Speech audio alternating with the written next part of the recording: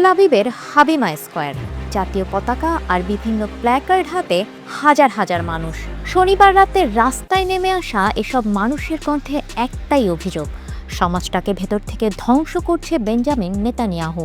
বিক্ষোভকারীরা বলছেন, যুক্তরাষ্ট্র ও ইউরোপের সাথে ভঙ্গুর হয়ে আসা মিত্রতাই প্রমাণ করে নেতানিয়াহুর তৈরি করা সিস্টেম ভেতর থেকেই ফাঁপা।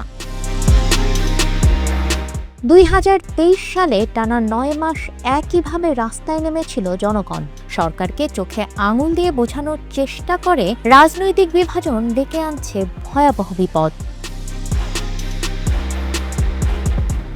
এরপরই ঘটে গেল 7 অক্টোবর, হামাসের হামলার বিরুদ্ধে ঐক্যবদ্ধ জাতি। কিন্তু ট্র্যাজেডি অন্য জায়গায়। বিক্ষোভকারীদের দাবি, সরকার সাথে ছিল না জনগণের। দ্বন্দ্বের মূল কেন্দ্রবিন্দু হল জোট সরকার। ক্ষমতায় টিকে থাকার জন্য নেতানিয়াহু উগ্র ডানপন্থী অংশীদারদের ওপর নির্ভরশীল। উগ্র ডানপন্থী জোট গাজা ও লেবাননে অবৈধ বসতি স্থাপন থেকে শুরু করে ত্রাণ সহায়তা বন্ধ করা পর্যন্ত এমন সব সিদ্ধান্ত নেয় যা ইসরায়েলকে কূটনৈতিকভাবে বিচ্ছিন্ন করে দেয়।